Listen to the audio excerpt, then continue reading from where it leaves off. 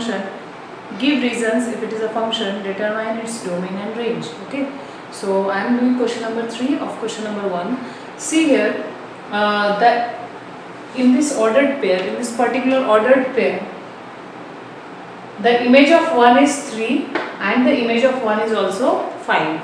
So according to the definition of function, every element of first set has only one image in the second set. But here, as you can see, the image of 1 is 2, that is 3 and 5. Therefore, this relation is not a function. So how to give the reasons? You have to write that image of 1 is equal to 3 and 5. So according to the definition of function, elements of first set has only one image in the second set. Therefore, this particular relation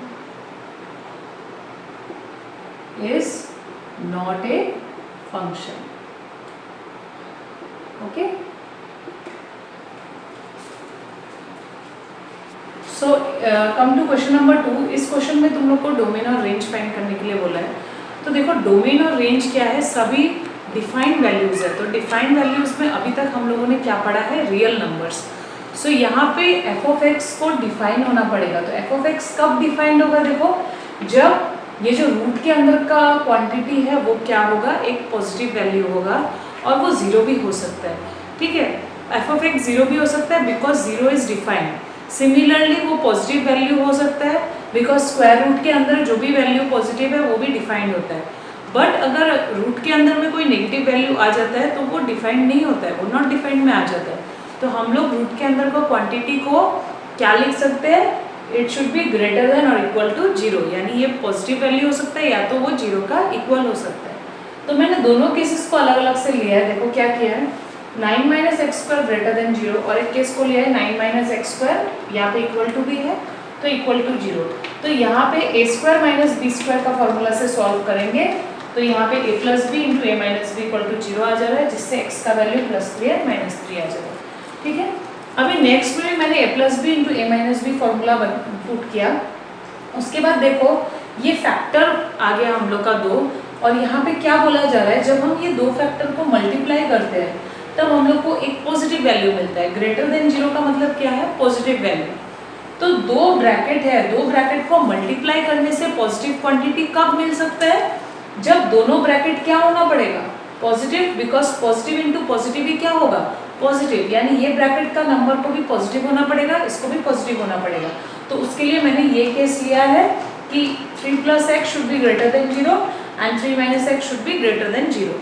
और एक क्या case हो सकता है, देखो अगर दोनों bracket का टर्म जो वैल्यू है, दोनों का ब्रैकेट का वैल्यू वो अगर नेगेटिव आए तो नेगेटिव इंटू नेगेटिव क्या हो जाएगा, पॉजिटिव हो जाएगा. ठीक है, तो मैंने उन दोनों को ब्रैकेट को क्या लिया है, नेगेटिव नेगेटिव भी ले लिया है. तो फर्दर अभी हम लोग इसको क्या करेंगे, सॉल्व करेंगे. सॉल्व करने के बाद हम लोग इसको नंबर लाइन में ड्रॉ करेंगे. तो नंबर लाइन में हम लोग देखेंगे जो कॉमन वैल्यूज आएगा वो कॉमन वैल्यूज इसका क्या हो जाएगा, डोमेन हो जाएगा. क्यों डोमेन होगा, देखो बिकॉज यहाँ पे हम लोग क्या फाइंड करेंगे, यहाँ पे x फाइंड करेंगे. x क्या होता है,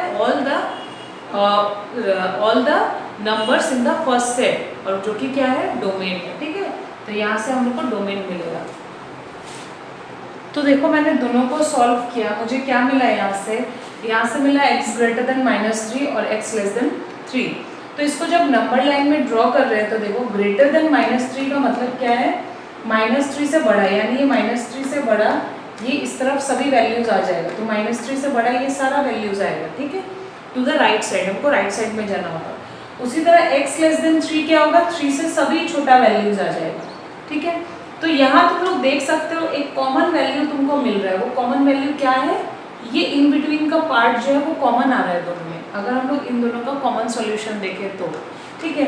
अभी आ जाओ इस केस में. इस केस में x आ रहा है लेस देन -3, इसको सॉल्व किया तो x को उधर पे 3 को उधर पे ट्रांसफर कर दोगे तो x लेस देन -3, और इससे आ रहा है x ग्रेटर देन +3. तो देखो ग्रेटर देन +3 का मतलब है ये 3 से बड़ा, 3 से बड़ा ये राइट साइड में चला जाएगा, और x लेस देन -3 ये किस तरफ चला जाएगा, लेफ्ट हैंड साइड में. तो इस नंबर लाइन में तुम देख सकते हो कोई कॉमन सॉल्यूशन नहीं मिल रहा है. तो ये नंबर लाइन को हम लोग नहीं ले सकते because we are not getting any common solution. तो कॉमन सॉल्यूशन हम लोग को उसमें मिल रहा है तो हम लोग वो नंबर लाइन को लेंगे, हम लोग इसको नहीं लेंगे। ठीक है, तो इसको मैं यहाँ पे मिटा दे रही हूँ, बट तुम लोग को चेक करने के लिए ये लिखना होगा, क्योंकि चेक करने के पहले तो तुम लोग को नहीं मालूम चलेगा कि क्या है। तो अभी देखो हम लोग को ऑल ओवर कितना सॉल्यूशन मिला, यहाँ से ये सॉल्यूशन मिला था और यहाँ से ये कॉमन बीच का सॉल्यूशन मिल गया। तो इन दोनों को अगर मैं नंबर लाइन में ड्रॉ करती हूँ तो कैसा आएगा, देखो दिस इज -3 सपोज, -2, -1, 0, 1, 2, 3। तो 3 एंड -3 दोनों x का वैल्यू है और इन बिटवीन में जितना वैल्यूज है वो सभी वैल्यूज आ रहा है। ठीक है, तो इसको हम लोग डार्क से, हम लोग बोल्ड से हम लोग इसको पूरा ड्रॉ कर सकते हैं। ठीक है, तो अगर कभी क्वेश्चन आता है तो स्टेप वाइज तुम लोग इस तरह से सॉल्व करोगे। ठीक है, तो यहाँ पे देखो इसको हम लोग क्या लिख सकते हैं, डोमेन को हम लोग लिख सकते हैं क्लोज इंटरवल -3 to +3। तो डोमेन क्या हो जाएगा, -3 to +3। ठीक है, तो -3 से +3 तक तुम जितना वैल्यू x में पुट करोगे, ठीक है, जितना वैल्यू x में पुट करोगे तो वहां से तुम्हारा f(x) का वैल्यू भी मिल जाएगा। तो f(x) का वैल्यू जो तुम्हें मिलेगा वो होगा रेंज। तो उस तरह से जब तुम एक एक करके वैल्यू पुट करके देखोगे, so finally you will get the range as closed interval 0 to 3। ठीक है, तो ये हो गया इसका डोमेन एंड रेंज। तो यहाँ पे और एक क्वेश्चन एक आता है कि अगर क्वेश्चन ऐसा नहीं दिया हो कि अगर ऐसा दिया होता है तब क्या करोगे। देखो अभी वो पार्ट और ये पार्ट में क्या डिफरेंस है, वहाँ वो जो नंबर है वो न्यूमरेटर में, यहाँ पे ये डिनोमिनेटर में। डिनोमिनेटर में हम लोग क्या नहीं कर सकते, डिनोमिनेटर में हम लोग ये वैल्यू को 0 नहीं होने देंगे, क्योंकि तुम लोग को मालूम है अगर डिनोमिनेटर में 0 हो जाएगा तो क्या होगा, नॉट डिफाइंड हो जाएगा, है ना। तो हम लोग इसमें क्या करेंगे, इसमें हम लोग लिखेंगे f(x) is defined if 9 - x² only greater than 0, equal to नहीं लगाना है, ग्रेटर देन 0 लेके सॉल्व करना है। तो ये पार्ट नहीं आएगा, सिर्फ तुमको क्या मिलेगा, ये पार्ट मिलेगा। तो फाइनली तुमको डोमेन क्या मिलेगा, ओपन इंटरवल -3 to +3। यहाँ पे क्लोज इंटरवल क्यों लिख रहे हैं, बिकॉज 3 और -3 भी आंसर में आया है। ये आंसर में इसीलिए आया क्योंकि यहाँ पे इक्वल टू 0 है।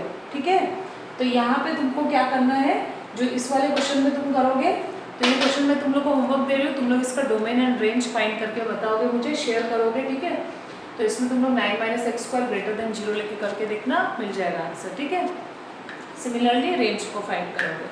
ठीक है, तो चलते हैं नेक्स्ट क्वेश्चन में। नेक्स्ट देखो, मैं इसमें ये फर्स्ट क्वेश्चन है 2 का, उसके लिए मैं तुम लोग को आइडिया दे रही हूँ कैसे करोगे। तो इसको हम लोग डिफाइन कर सकते हैं इस तरह से, this is the opposite of what, modulus function we can से।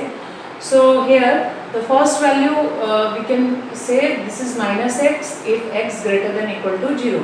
-x कब मिलेगा, जब x का वैल्यू कोई भी पॉजिटिव होगा या फिर इक्वल टू 0 होगा। ठीक है, एकदम उल्टा हो रहा है मॉड्यूलस फंक्शन का, तुम लोग देखो अच्छे से।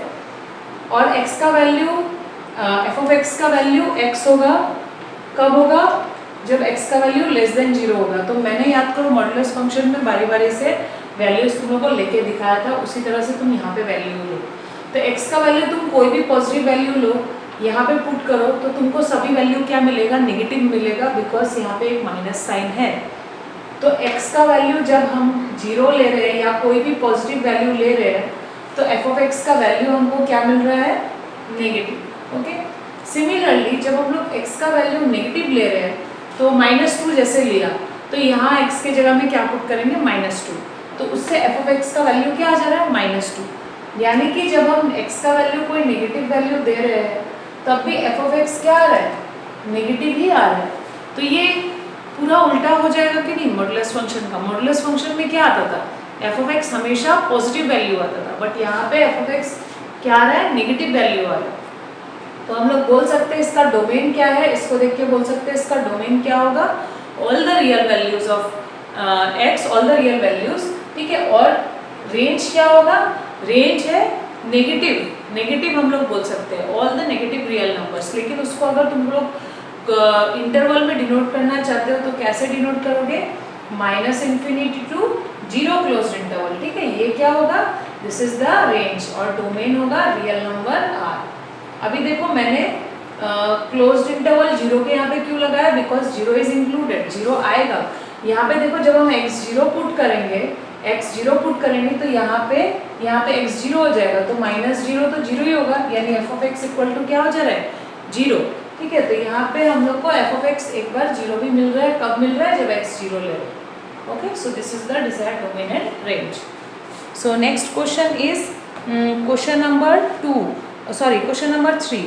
So function is given and you need to find f of 0, f of 7. तो ये इजीली फाइंड कर सकते हो। तुम लोग 9-10 में पढ़ चुके हो, पॉलिनोमियल तुम लोग को दिया होता था और वहाँ पे तुमको x के जगह डिफरेंट वैल्यूज पुट करना है to find the value of px। तो वही क्वेश्चन है ये, इसको तुम लोग करके देख लेना। सिमिलरली क्वेश्चन नंबर 4 भी तुम लोग को उसी तरह से पुट करना है। सेल्सियस स्केल में तुम लोग को एक बार लेना है 0, एक बार लेना है 28, एक बार लेना है -10, so that the final temperature will be in Fahrenheit। तो ये जो तुम्हें फंक्शन दिया है, ये फंक्शन किससे किस में चेंज हो रहा है, ये कन्वर्ट कर रहा है सेल्सियस से फ़ारेनहाइट स्केल में। तुम लोग मालूम है पहले से ही, सेल्सियस क्या है, टेम्परेचर मेजर करने का एक यूनिट है, हाँ एक स्केल है, और उसी तरह फ़ारेनहाइट भी एक यूनिट ही है। ठीक है, तो ये क्वेश्चन ऑलरेडी तुम लोगों को क्लास 9 में भी मिला है, बट डिफरेंट वे में था। वहाँ पे तुम्हारा टी ऑफ सी नहीं दिया था, वहाँ पे तुमको क्या दिया था, एफ दिया हुआ था, है ना। जस्ट यहाँ पे थोड़ा सा चेंज है यहाँ, क्योंकि हम लोग फंक्शन के टर्म्स में पढ़ रहे हैं। नेक्स्ट बोला है the value of C when T of C is equal to 212। तो फ़ारेनहाइट स्केल जब 212 होता है तो टेम्परेचर तुमको सेल्सियस में फाइंड करना है, that means you have to find the value of C. Okay, तो इसको भी कर सकते हो, टी ऑफ सी के जगह में 212 पुट करके थोड़ा सिंप्लीफाई करोगे तो सी मिल जाएगा। ठीक है, so next come to question number 5। Question number 5 का मैं एक क्वेश्चन बता देती हूँ, number 2। Okay, rest of the part you will do it. So इस क्वेश्चन में बोला है हम लोग को रेंज फाइंड करना है, डोमेन नहीं, only range. Range means all the values of F of x. तो यहाँ देखो x का जगह हम क्या पुट करेंगे, एनी रियल वैल्यू। तो सबसे पहले हमारे मन में क्या आता है, 0। ठीक है, x के जगह में 0 पुट करने से क्या आएगा, तो यहाँ देखो तुम x का जगह में अगर हम लोग 0 पुट करते हैं तो f ऑफ x का वैल्यू क्या आ रहा है, 2 आ रहा है। ठीक है, तो उसी तरह हम लोग -1 या फिर +1 पुट करेंगे तो वैल्यू सेम ही आएगा। क्यों सेम आ रहा है, देखो क्योंकि यहाँ x का पावर में क्या है, 2, तो वो कोई भी नेगेटिव वैल्यू को क्या कर देगा, पॉजिटिव कर देगा, यानी f ऑफ x का वैल्यू कभी भी नेगेटिव नहीं आएगा। वाई, बिकॉज यहाँ पे x का पावर हमेशा पॉजिटिव है और पीछे सिंबल भी क्या है, प्लस का है। अगर माइनस का होता तब हम लोग सोच सकते थे कि नेगेटिव आ पा रहा है, लेकिन अभी इस केस में नेगेटिव नहीं आएगा क्योंकि पीछे में क्या साइन है, प्लस साइन है। तो x का वैल्यू तुम्हारा अगर हम लोग 0 देते हैं तो f ऑफ x 2 आता है, 1 या फिर -1 दोगे तो 3 आएगा, 2 या फिर -2 दोगे तो 6 आएगा। तो इस तरह से वैल्यू क्या हो रहा है, धीरे धीरे f ऑफ x का वैल्यू क्या हो रहा है, बढ़ते जा रहा है। यानी सबसे smallest value f of x का क्या है, 2 है। इट स्टार्ट्स फ्रॉम 2 ओनली, और वो कब आ रहा है, जब हम लोग x की जगह क्या पुट कर रहे हैं, 0।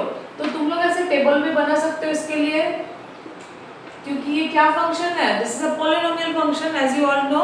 मैंने बताया था डिफरेंट पॉलिनोमियल फंक्शन में डिफरेंट आंसर मिलेगा। ठीक है, सिमिलरली तुम्हारा जो 1 नंबर है और 3 नंबर है वो भी एक पॉलिनोमियल फंक्शन है, तो अलग क्वेश्चन में तुमको आंसर भी अलग मिलेगा। तो 0 लोगे तो 2 आएगा, 1 लोगे तो 3 आएगा, 2 लोगे तो 6 आएगा। तो देखो ये जो f ऑफ x का वैल्यू है ये इंक्रीज होते जा रहा है। ठीक है, तो हम लोग को x का वैल्यू से यहाँ मतलब नहीं है। ठीक है, हम लोग -1 -2 जो भी ले, क्योंकि हमको रेंज फाइंड करना है। तो रेंज में देखो सबसे लोएस्ट वैल्यू है 2, तो क्या लिखोगे, क्लोज इंटरवल 2 क्या लिख लोगे, इन्फिनिटी, ये तो चलते ही रहेगा value. So this is the range of this function. तो आज के लिए होगा इतना, थैंक यू।